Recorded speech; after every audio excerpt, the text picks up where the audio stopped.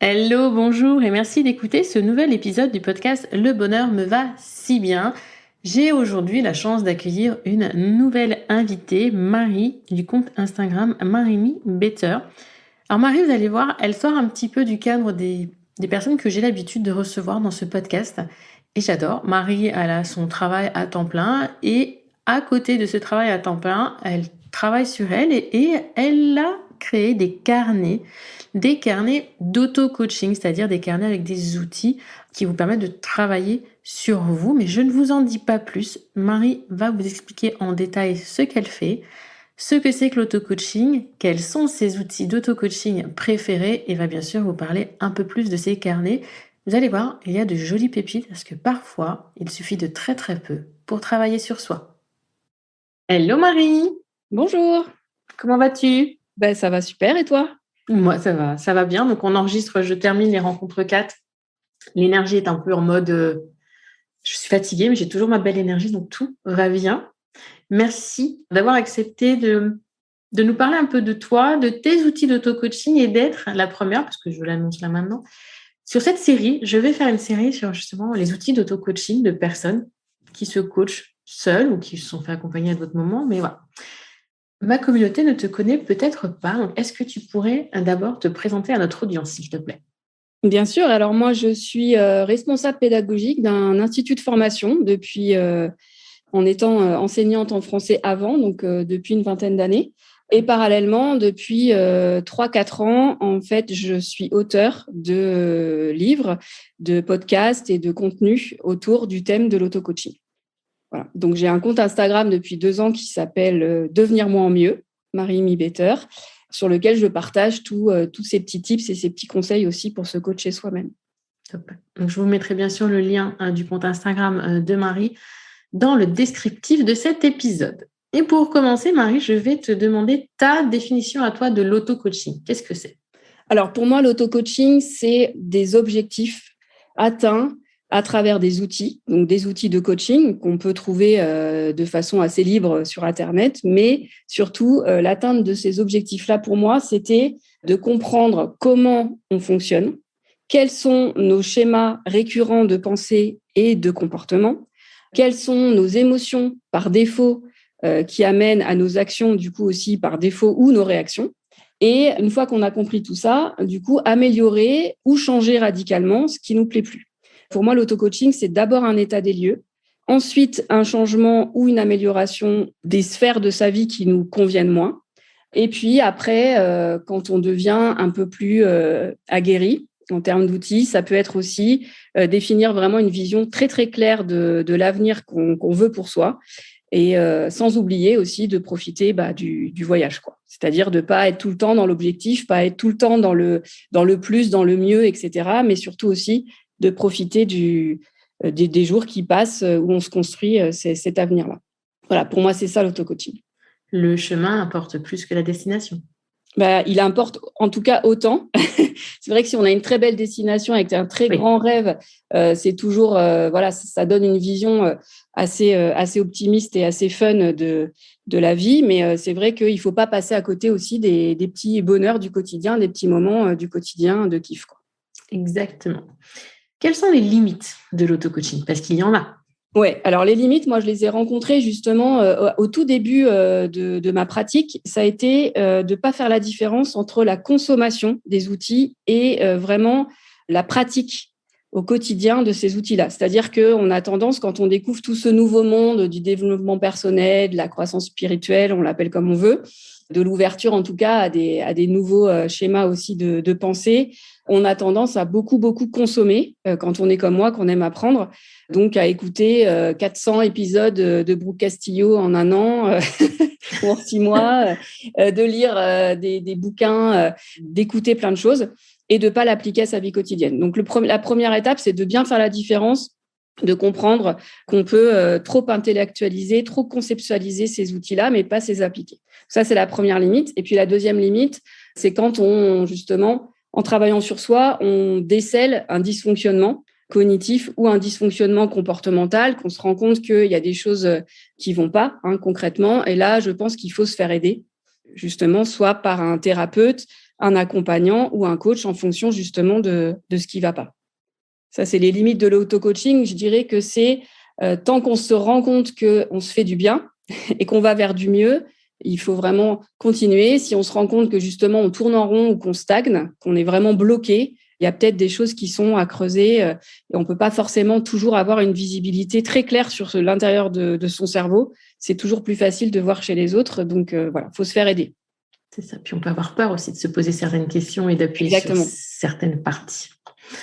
Donc, toi, ton truc, voilà, c'est ça. Mais avant de reparler des carnets, j'aimerais que tu nous cites 2, 3, allez, 4, on va dire, tes favoris, tes outils d'auto-coaching préférés, c'est quoi?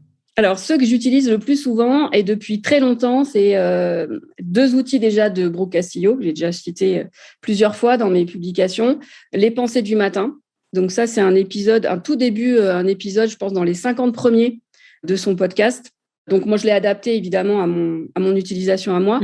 Donc le principe, c'est de noter ces 3 premières pensées qui nous viennent le matin, vraiment au réveil, les 3 premières qui nous flashent, et de regarder au bout d'une dizaine de jours si elles concernent le passé, le futur imminent, la journée qui arrive, ou l'avenir plus lointain, et de voir aussi si ça génère en nous des émotions positives ou stressantes, anxiogènes. Et en fait, ça permet cet outil-là de faire un état des lieux un petit peu de son état d'esprit du moment, de savoir si on est plutôt dans la rumination du passé ou si on est plutôt dans l'anxiété de l'avenir, ou au contraire, si on est dans l'organisation, on va dire, quotidienne.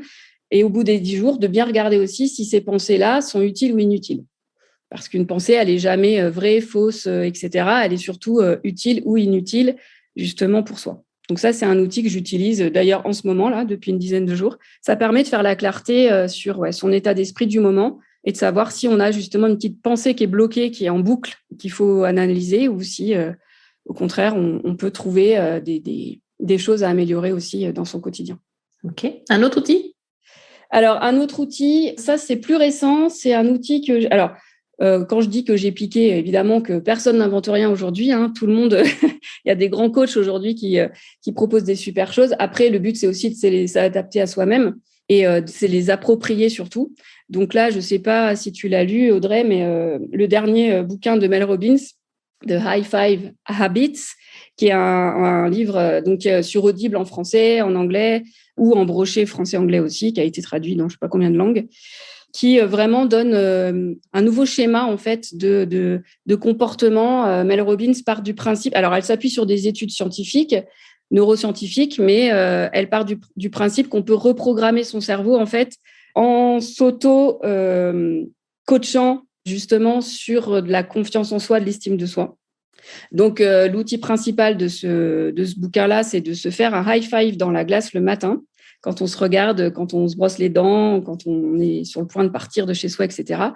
Et ce qu'elle démontre dans son bouquin, et si vous essayez, vous allez voir qu'au bout de 5 jours, on sent déjà l'impact sur soi, c'est qu'on ne peut pas en fait mal se parler ou mal se juger ou s'auto-flageller en se faisant un high five à soi-même. En fait, quand on ce geste-là de se faire le high five, c'est vraiment quand on encourage quelqu'un. Donc, si vous imaginez par exemple le faire à votre petite sœur, votre meilleur ami, un collègue avec qui vous entendez super bien, etc. Quand on se fait ce geste-là, évidemment, c'est de l'encouragement sincère. Donc, quand on se le fait à soi-même, on s'encourage aussi soi-même. Donc après, il y a plein d'autres petits outils dans ce bouquin-là. C'est vraiment une pépite si on démarre justement sur du quotidien, sur comment je démarre, comment je fais pour renforcer ma confiance en moi, mon estime de moi-même. Franchement, ça marche super bien. Alors, pour celles qui nous entendent et qui ne nous regardent pas, parce que moi, je te vois faire le geste depuis tout à l'heure, mais ça veut dire quoi, high five? Parce que high five, c'est de se taper dans la main. C'est check, quoi. Un check, voilà. Se taper dans la main. Donc, vous imaginez le gif high five. Voilà, taper dans votre main, c'est go, j'y vais, quoi. J'avance. Et je vous mettrai les références du livre dont vient de parler Marie dans le descriptif de l'épisode, bien sûr. Est-ce que tu as autre chose à rajouter comme outil? Alors, un outil que j'ai construit moi-même, justement, par rapport à une question que je me suis posée un jour.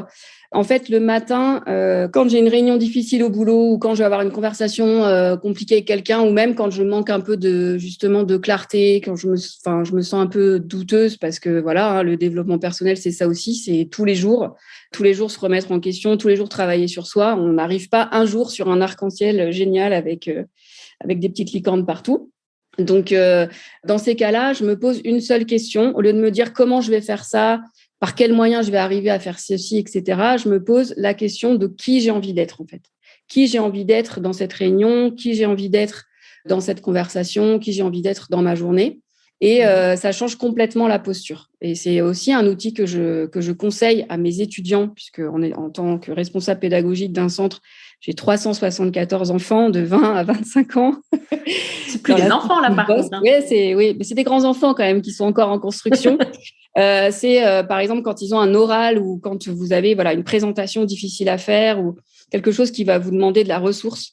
C'est pas de se demander qu'est-ce que je dois dire, comment je dois m'habiller, est-ce que je dois me coiffer de telle façon, porter telle chaussure. C'est surtout qui j'ai envie d'être. Et en fait, quand on change cette posture-là, quand on rentre dans un entretien, dans une pièce avec une intention, l'intention d'être quelqu'un, le message, les paroles, le ton de la voix, tout vient avec cette posture-là. C'est vrai, tout à fait. Donc, en fonction de est-ce que j'ai envie justement d'être quelqu'un qui a envie de porter un message, est-ce que j'ai envie de quelqu'un qui a envie de partager, etc. Avec cette intention-là ou de fédérer, forcément, ça change tout. Donc, ça, c'est un outil aussi hyper intéressant. Puis, la visualisation du coup d'une réunion, par exemple, je parlais d'une réunion difficile, la visualisation des obstacles qui peuvent s'opposer à cette personne-là qu'on a envie d'être, on les résout une première fois dans sa tête plutôt que de stresser d'un scénario qui serait catastrophique. Là, on envisage différemment, du coup, les réflexions d'un collègue ou la non-intention de quelqu'un, etc. Donc, outil hyper puissant aussi. Oui, parce qu'une question peut être un outil. Ça, on parle d'outils, c'est vrai que l'outil, on a tendance à penser à des matrices, des schémas, des trucs, des étapes. Mais une question qu'on se pose de manière récurrente, elle devient un outil. Exactement. Il y a aussi des questions justement qu'on peut se poser le soir en s'endormant. C'est vrai que par défaut, le cerveau, lui, son job à lui, c'est d'être efficient et de répondre à nos questions. Si on lui pose des questions de merde, il nous balance de la merde. Si on s'endort avec des questions anxiogènes, on va se réveiller avec de l'anxiété. Ça, c'est vraiment un processus quasiment naturel.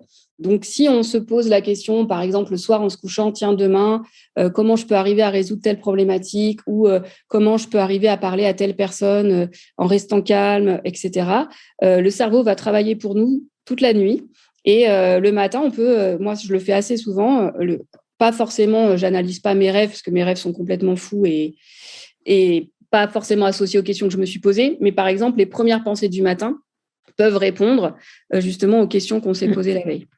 Donc, c'est important de se poser aussi de bonnes questions, des questions ouvertes et des questions positives. C'est pas tomber dans le positivisme absolu de tout va bien. C'est justement laisser son cerveau travailler sur des réponses qui seraient plus intuitives, qui seraient plus ancrées et qu'on n'oserait pas forcément aller chercher. Le comment est aussi un bel outil quand même. Oui. Même si, comme tu disais tout à l'heure, la question, c'est pas comment je vais faire, qui j'ai envie d'être est beaucoup plus puissante, mais se demander, c'est pas pourquoi. On ne se demande pas le pourquoi, on se demande comment. Je trouve que c'est aussi un très bel outil. Et c'est vrai, alors, je ne sais pas si moi, je me poserais une question comme ça le soir. J'aurais peur que mon cerveau, il m'empêche de m'endormir. Parce que je suis quelqu'un qui s'endort très difficilement. Donc, moi, je suis plutôt dans l'affirmation positive. Oui. Je baisse l'attention. Demain est un nouveau jour, une belle journée, un pas de plus vers la vie de mes rêves, tu vois. Mais comme tu dis, quelque chose de positif. Mais j'aime bien ton idée que ton cerveau, il travaille pour toi la nuit. Quand même. Oui. Alors, c'est pas forcément en se couchant, une fois que tu es allongé et que du coup, là, tu laisses ton cerveau partir. Ça peut être, par exemple, aussi, tu vois, 1 heure avant d'aller se coucher, sur un petit carnet, se poser des questions, essayer d'y répondre et puis le lendemain, de voir de nouvelles perspectives, de nouvelles réponses. Ça me plaît bien. Est-ce que tu as quelque chose à rajouter ? Alors, c'est vraiment 3 outils sur 100. J'en utilise évidemment pas 100 au quotidien parce que c'est des choses aussi qu'il faut implémenter petit à petit. Après, comme tu disais, les outils, ça peut être une question et puis ça peut être aussi des habitudes qu'on prend sans même s'en rendre compte. Enfin, qu'on implémente au début un petit peu de façon artificielle et puis petit à petit qui deviennent quasiment instinctives, on va dire. Donc voilà, il y en a des centaines, plus ou moins puissants et puis qui correspondent aussi à des périodes de vie. Forcément qu'on n'utilise pas les mêmes outils quand on est au début d'un projet ou en plein milieu d'une période de catastrophe ou des choses comme ça. Évidemment qu'il y a des outils qui sont complètement différents. Exactement. Maintenant, est-ce que tu peux nous parler de tes carnets ? Il y en a 3, je crois. Alors, pour l'instant, il y en a 3. Il y en a 7 qui vont être publiés en 2022. Waouh. 7 en plus des 3 ou 7 en tout? 7 en tout, ouais. 7 en tout. En fait, c'est un challenge que je m'étais fixé il y a 2 ans maintenant, 2-3 ans. Je m'étais fixé de rédiger un programme de 7 étapes par mois pendant 7 mois. Donc, les programmes sont tous rédigés aujourd'hui et je les publie un par un, puisque je refais la mise en page complète. Le contenu, j'y touche pas trop, mais la mise en page, je refais complètement pour les publier sur KDP. Donc là, il y en a 3 aujourd'hui. Donc, le premier, c'est définir ses objectifs. Le second, c'est se mettre en action. Et le troisième, qui vient juste de sortir, c'est optimiser son temps, retrouver le contrôle sur son organisation pour retrouver du temps pour soi. C'est drôle, comme on a les mêmes bases. Je dis souvent à ma communauté. Alors, juste aparté, KDP, c'est l'outil d'édition des e-books d'Amazon. Parce que là, tu parles chinois, Marie. KDP. Oui, KDP, c'est l'outil, c'est la plateforme d'auto-édition d'Amazon. Alors, e-book au départ est aussi broché. C'est-à-dire que, en fait, Amazon se charge d'éditer les livres au fur et à mesure des commandes et reverse des royalties aux auteurs qui s'auto-éditent. Et pour contrer toutes les fausses idées, non, on ne devient pas millionnaire, sauf Mel Robbins, sur Amazon, puisqu'il nous reverse entre 2 et 3 euros par bouquin en fonction du nombre de pages et de l'édition. Mais du coup, pour venir à tes 3 livres, donc moi, mon premier programme qui s'appelle Je m'adore, c'est un programme sur lequel on définit ses objectifs et on réinvente son temps. Et c'est vraiment, même dans mon accompagnement créatrice, accompagnement sur 6 mois, c'est la base. C'est juste être en conscience et vivre avec intentionnalité. Donc, prendre conscience de ce que l'on fait. Et notre ressource la plus rare, ça reste notre temps. Exactement. Et du coup, prendre conscience de ce qu'on fait de son temps et le mettre à profit de ce qui est réellement important pour soi. Et ça, c'est une base. Donc, je pense que dans tes 7 étapes, du coup, tu as les mêmes en premier. Ouais, en fait, les 7 étapes ont été construites au départ pour un ami et que j'ai testé aussi sur moi. Et il y a eu des bêta-testeurs qui ont testé pendant 2 ans ces programmes-là. En fait, ça répondait à un vrai besoin au départ. C'est pas artificiel comme création. C'était avec des vraies questions de je sais pas où j'en suis, je sais pas ce que je veux, je suis coincée un petit peu dans ma vie, même si ma vie me paraît pas mal et que j'ai quand même un petit caillou dans la chaussure, je voudrais changer un truc, je sais pas trop quoi. Voilà. Ou alors vraiment j'ai un rêve mais j'arrive pas à m'organiser, ou je commence tout, je finis rien. Enfin voilà, c'était des vraies problématiques de vrais gens et auxquelles j'ai répondu par des exercices pratiques. La particularité de ces cahiers-là, c'est qu'il n'y a pas de blabla. Il y a très peu de contenu écrit. Il y a des contenus écrits, évidemment, à chaque chapitre d'introduction pour expliquer ce qu'on va faire et pourquoi, donc l'objectif.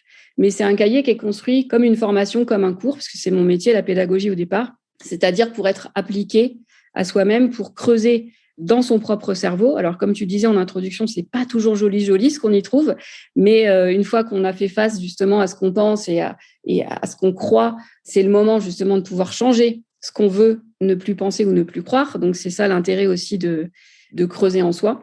Et en fait, tous les exercices sont faits pour être chronologiques. Alors, les cahiers sont pas forcément chronologiques, c'est-à-dire qu'on peut démarrer aux 2 si on a déjà un objectif, qu'on a déjà un rêve, mais qu'on n'arrive pas à se mettre en action ou qu'on procrastine, par exemple.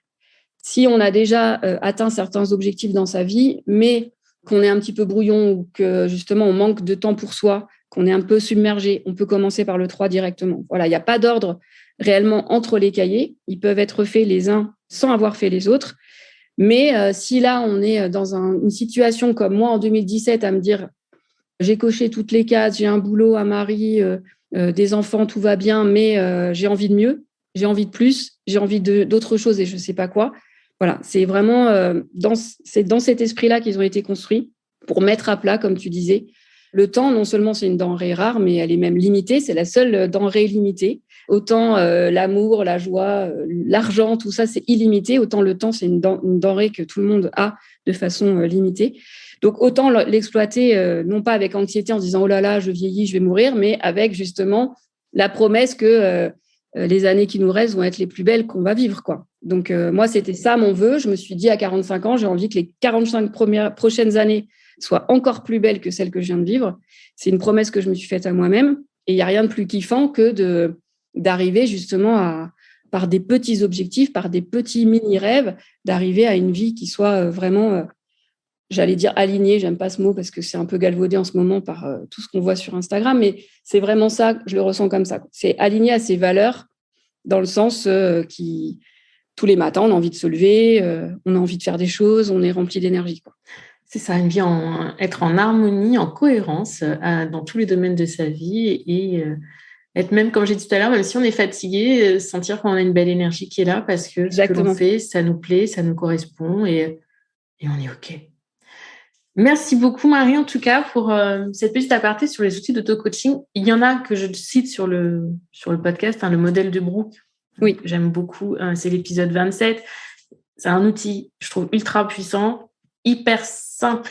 Je l'utilise aussi assez souvent. Après, c'est un peu un outil avancé, je trouve, quand on démarre, en tout cas. Ça dépend après. Oui. Voilà, tes auditeurs, s'ils ont déjà... Certaines commencent déjà voilà, on est à l'épisode 59, je crois. Oui. Elle commence. Mais voilà, c'est vrai que déjà, l'introspection, les questions, les questionnements, des questions récurrentes, des séances de journaling, du b.a.-ba quand on commence. Et ce que j'ai adoré, ce que tu as dit tout à l'heure, c'est cette profusion de contenu qu'on a à portée de main, les livres. Je vois, j'ai des livres partout, les épisodes de podcast. Mais ce qui compte le plus, c'est vraiment de mettre en pratique, d'adapter l'outil à ses besoins. Je le dis aussi, ça. Adapter. Enfin, je veux dire, OK, là, tu dis qui j'ai envie d'être. Mais peut-être que cette question-là ne va pas parler à certains. Peut-être qu'il faut la reformuler et que ça vous parlera mieux. Exactement. Donc, je pense que c'est ce que tu as fait aussi avec les outils que tu présentes dans tes carnets. C'est que tu as pris des choses. Enfin, comme tu dis, on n'invente rien. Même, moi, dans mes coachings, puisque tu veux, les outils que j'utilise, je ne les invente pas ou très peu. Ou c'est des mix ou c'est des choses. Parce que j'ai testé. Oui, c'est ça. Et c'est ce que tu as fait et c'est ce que tu proposes aussi, quels que soient les outils que l'on donne, même dans tes carnets ou dans mes podcasts ou peu importe, à vous derrière de prendre ce qui vous parle, de tester, d'expérimenter, de voir et de changer ce qui a besoin d'être changé. Exactement. On ne va pas se mettre tous à faire le Miracle Morning demain matin à 5h30, de faire une séance de sport. Première fois que j'ai essayé ça, j'ai failli vomir. Non, il faut vraiment adapter à soi-même, à son niveau d'énergie, à son niveau aussi d'envie, quoi. C'est-à-dire que si on sent qu'on s'oblige à faire quelque chose, ça ne marchera jamais. Donc là, les outils des carnets, les exercices sont très ouverts, avec des exemples pour ne pas être perdu complètement non plus. Donc, c'est très guidé. Mais c'est pédagogique dans le sens où c'est très ouvert. Donc, il y a de la place pour écrire, il y a de la place pour réfléchir. Il y a du temps aussi. On gère son temps comme on veut. Et c'est vrai que c'est adapté complètement à des gens qui démarrent ou des gens qui sont déjà avancés aussi dans leur état de développement. Mais voilà, le point commun, je pense, de tous ceux qui ont envie de tester ces outils-là, c'est une envie de changement ou une envie de mieux ou une envie de cohérence, comme tu dis, d'harmonie. Et ça, c'est accessible à tout le monde si on se donne les moyens justement de travailler sur soi. Donc, moi, ce que je préconise au début, c'est 15 minutes le matin ou le soir, tous les jours. Donc, c'est pas beaucoup. On peut trouver tous 15 minutes dans sa journée. Et c'est vrai que c'est avec justement une certaine récurrence, tout en restant souple avec soi-même, qu'on avance, vraiment. Exactement.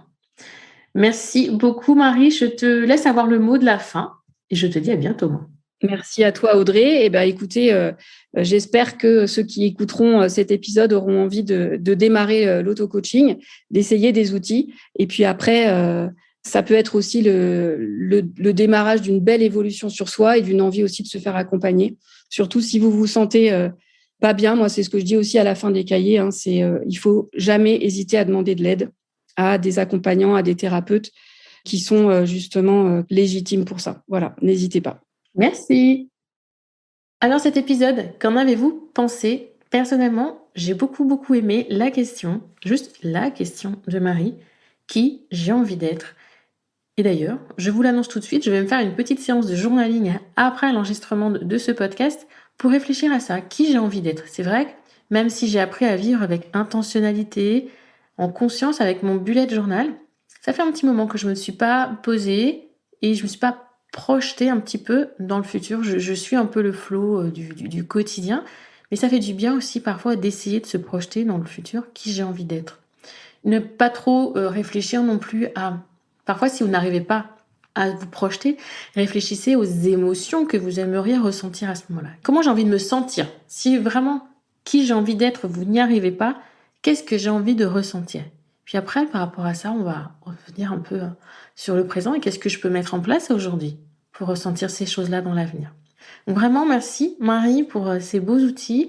Vous l'avez compris, elle a 3 carnets, il y en aura très bientôt 7 et je vous mets le lien dans le descriptif de l'épisode ainsi que le lien de son compte Instagram. Et surtout, pensez à laisser une petite note ou un petit commentaire, surtout si vous nous écoutez sur Apple Podcast. Ça fait toujours du bien d'avoir 5 étoiles, d'avoir un petit mot de votre part pour dire que ce que je vous propose vous plaît, vous aide. J'ai aussi bien pris note. Il y a peu de temps, j'ai interrogé ma communauté sur un sujet d'épisode qui leur plairait plus qu'un autre. Donc, merci à celles qui ont même répondu à ce mail en me disant, voilà, moi, j'aurais besoin de tel et tel sujet. Sachez que oui, je prends compte de vos demandes. Donc, d'ici peu, devrait voir le jour un épisode sur se détacher du regard des autres, mes conseils, mes clés pour se détacher du regard des autres, qui est un sujet apparemment qui vous pèse beaucoup. J'en ai à présent terminé. C'était un épisode court, succinct. Il y en aura d'autres, ainsi je vais inviter d'autres personnes à vous présenter leurs outils d'auto-coaching pour vous montrer qu'il faut parfois agir de façon simple, arrêter de consommer trop de contenu. Déjà mettre en application ce que vous avez sous la main, ce serait déjà pas mal. Listez, alors d'ailleurs, à la suite de cet épisode, s'il vous plaît, listez là tout ce que vous avez téléchargé, acheté comme livre, sauvegardé comme chaîne YouTube, comme épisode de podcast à lire, listez tout. Moi, je le fais pour mes formations, j'ai une double page dans mon bullet. Je sais que je ne vais pas racheter de formation tout de suite. Et rien que de lister tous ces contenus, ça prouve vraiment cette boulimie que l'on a de connaissances, de travail. Et ça me fait dire, ok Audrey, là, je ne vais pas racheter ou je ne vais pas télécharger de nouveaux contenus tant que je n'aurai pas... Voilà. Ça m'a évité de me disperser un petit peu. Et d'ailleurs, la dispersion, ce sera sans doute un très prochain sujet de podcast. Merci, je vous dis à la semaine prochaine. Et en attendant, je vous souhaite une belle journée, une belle soirée ou un bon week-end.